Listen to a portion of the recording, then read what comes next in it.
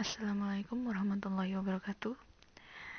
Perkenalkan, kami dari kelompok 1 yang beranggotakan oleh yang pertama Hikmah Mintoro dengan MPN 0029, yang kedua dengan Ayudia Bindiasani yang ber-MPM 0018, yang ketiga dengan Bella Ayu Kusuma Wardani yang ber-MPM 02222, yang keempat Febri Aris Prasetya NPM 0218, yang kelima Ahmad Sidik MPM 0204.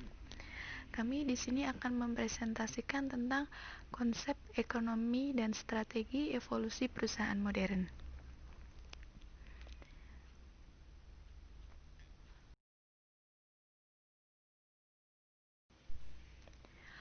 Konsep ekonomi terbagi menjadi 3.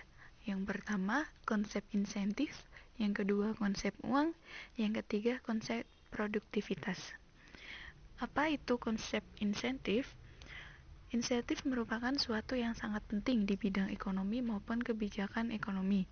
Insentif seringkali mempengaruhi permintaan terhadap barang atau jasa karena semakin tinggi insentif, semakin besar permintaan yang diproyeksikan terhadap produk tersebut.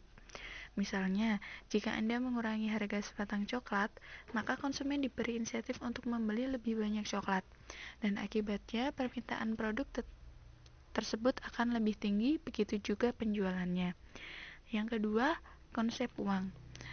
Konsep uang adalah aspek inti dari ekonomi, tetapi seringkali dianggap sebagai sebuah konsep atau teori ekonomi. Uang itu penting karena ada di mana-mana.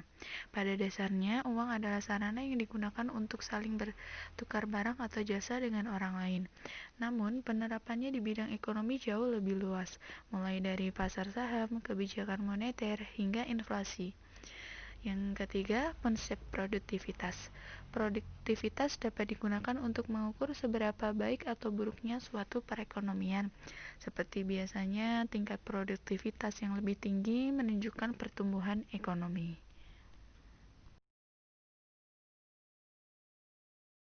Selanjutnya, strategi. Strategi merupakan tujuan jangka panjang dari suatu perusahaan, serta pendayagunaan dan alokasi semua sumber daya yang penting untuk mencapai tujuan. Adapun hubungan antara konsep strategi dan konsep-konsep lainnya sangat menentukan suksesnya strategi yang disusun. Konsep-konsep tersebut adalah sebagai berikut. Yang pertama, distinctive competence merupakan tindakan yang dilakukan oleh perusahaan agar dapat melakukan kegiatan lebih baik dibandingkan dengan pesaingnya. Yang kedua, competitive advantage merupakan kegiatan spesifik yang dikembangkan oleh perusahaan agar lebih unggul dibandingkan dengan pesaingnya. Oke teman-teman, di sini saya akan melanjutkan presentasi kelompok kami. Sebelumnya nama saya Hikmah Wintoro NPM 1901010029. Di sini saya akan menjelaskan tentang macam-macam strategi. Macam-macam strategi tersebut terbagi menjadi 5. Yang pertama, harmonisasi aturan dan kebijakan. Dalam sebuah perusahaan ada banyak proses yang dilalui untuk akhirnya menghasilkan sebuah produk. Dan dalam setiap proses ini ada aturan dan kebijakannya sendiri, baik yang ditunjukkan untuk barang dan jasa yang diproduksi tersebut, karyawan, manajemen, maupun pemangku jabatan. Diperlukan harmonisasi dalam pembuatan dan pengaplikasian aturan dan kebijakan tersebut agar tidak menjadi bumerang bagi perusahaan sendiri. Yang kedua, peningkatan kualitas sumber daya manusia. Dengan gencarnya perubahan lini kehidupan menjadi serba begitu digital, bukan tidak mungkin robot akan menggantikan pekerjaan manusia. Akan tetapi dominasi robot tidak akan terjadi di semua sektor. Robot masih belum mampu mengambil alih pekerjaan yang berhubungan dengan interaksi manusia dan juga pengetahuan. Oleh karena itu, perusahaan perlu mempersiapkan sumber daya manusia yang andal agar tetap mencapai kesuksesan. Yang ketiga, perluas jaringan bisnis. Upaya perluas jaringan bisnis dapat dilakukan dengan berbagai cara. tidak hanya membidik investor tetapi juga konsumen. Perluas jaringan perusahaan di kalangan konsumen dengan menyediakan produk yang berkualitas serta layanan yang memuaskan. Dengan jalannya perusahaan Anda dikenai oleh banyak pihak, dibantu juga dengan melakukan promosi dan mendekatkan diri pada konsumen yang menjadi solusi paling ampuh untuk mempertahankan konsumen. Selanjutnya yang keempat, penggunaan teknologi digital. Seperti yang diharapkan pemerintah, perusahaan mampu menggunakan teknologi digital seperti big data, autonomous robot, cyber security, cloud, and augmented reality. Ini sebagai perwujudan dari 3 solusi pintar dalam menghadapi revolusi industri 4.0 Smart Foundation. Untuk selanjutnya yang kelima, menarik minat investor asing. Sebuah bisnis memerlukan investor sebagai penunjang pengembangan perusahaan. Layaknya bisnis yang masih baru, perusahaan yang sedang memasuki era industri 4.0 juga membutuhkan investor untuk membantu. Tidak hanya dari segi material, investor ini juga dapat dimanfaatkan untuk transfer teknologi, khususnya investor asing yang sebagian besar telah menjalani perubahan revolusi jauh sebelum perusahaan lokal mengenalnya.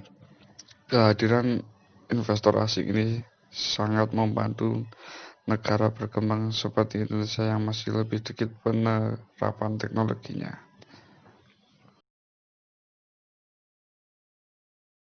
Baik, untuk selanjutnya saya lanjutkan materinya. Saya Febri Aris Prasetyo, NPM 1901010218. Evolusi perusahaan modern.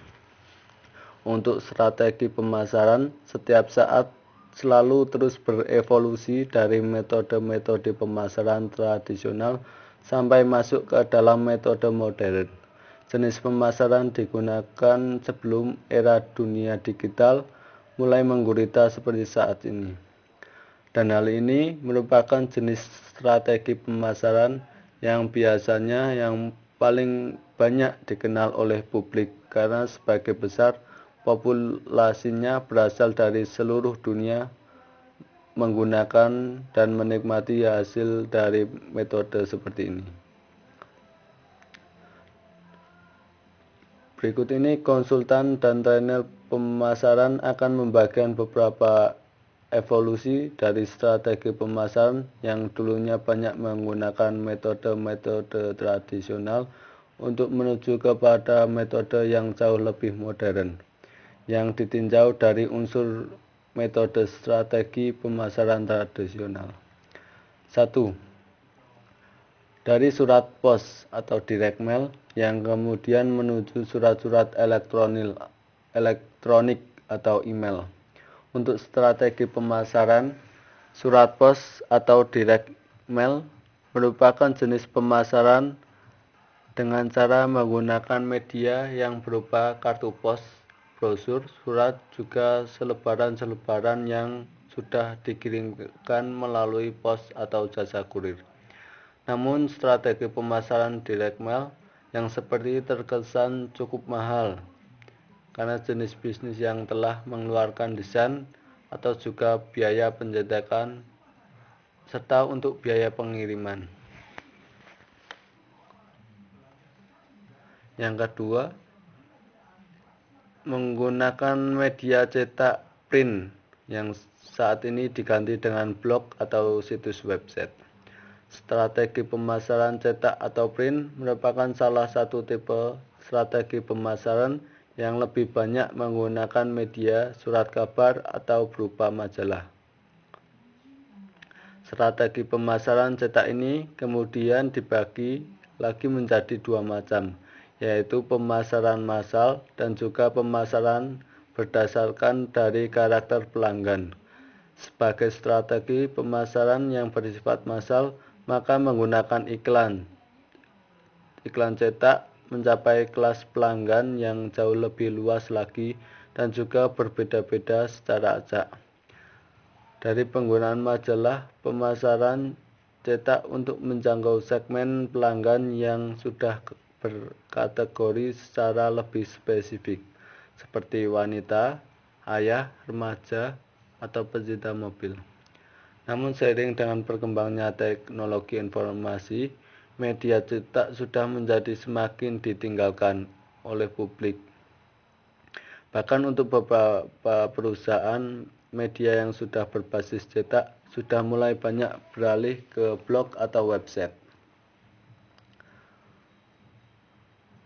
Yang ketiga, melalui siaran televisi atau broadcasting menuju online atau video advertising. Media televisi dan radio merupakan media yang paling banyak digunakan dalam strategi pemasaran tradisional dan sampai saat ini masih tetap banyak digunakan. Media siaran yang menyampaikan pesan-pesan pemasaran melalui komunikasi secara lisan dan juga secara visual. Namun pesan-pesan tersebut memiliki waktu berlaku yang lebih pendek apabila dibandingkan dengan media cetak lainnya. Hal ini disebabkan oleh adanya kesepakatan kontrak tentang waktu penayangan dan pihak penyiar. Yang keempat, dari penggunaan media telepon menuju gadget atau smartphone. Sebelum era handphone atau smartphone menjadi semakin menjamur, penggunaan telepon sebagai satu-satunya alat untuk berkomunikasi jarak jauh masih menjadi primadona oleh publik. Menghubungi kerabat, reservasi restoran, tentunya melancarkan kegiatan strategi pemasaran bisa dilakukan dengan cara menggunakan media telepon. Jika dibandingkan seperti sekarang ini, publik sudah mulai tergantung oleh gadget atau smartphone karena lebih fleksibel dan berbagai macam kemudahan yang sudah ditawarkannya. Ketiga fitur yang sudah dijelaskan sebelumnya akan terasa jauh lebih dekat dan cukup mudah untuk diakses dengan menggunakan smartphone kapanpun dan dimanapun. Keempat media tersebut merupakan satu bentuk peralihan antara metode dan strategi pemasaran dari tradisional menuju ke yang lebih modern. Namun untuk beberapa perusahaan sekarang, masih ada yang tetap menggunakan metode tradisional atau malah menggabungkan keduanya menjadi satu strategi pemasaran yang begitu powerful.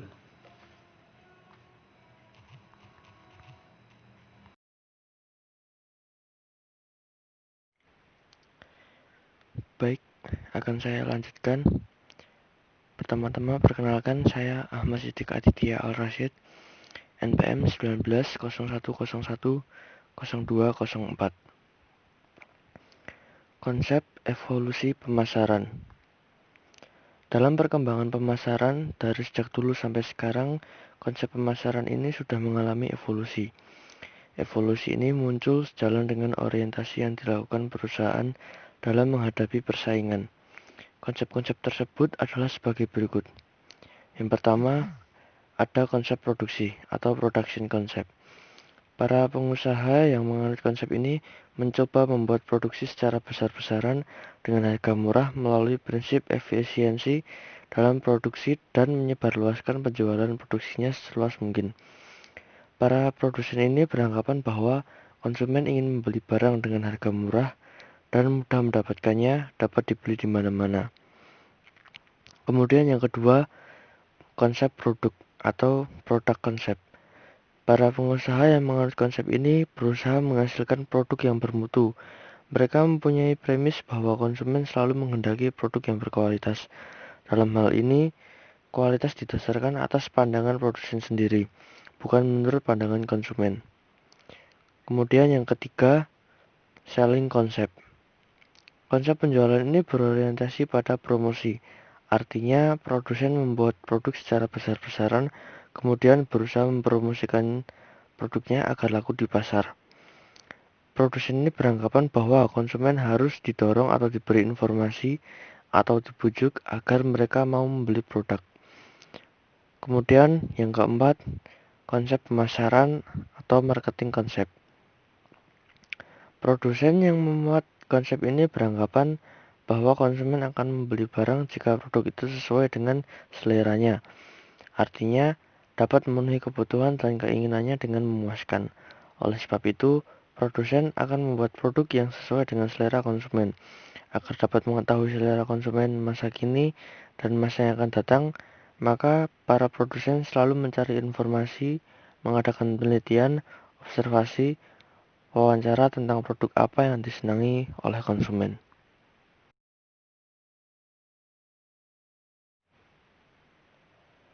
Dari materi-materi yang telah dijelaskan di atas, dapat kami tarik kesimpulan bahwa kemajuan teknologi yang ada di dalamnya membuat wajah industri dunia berubah secara drastis.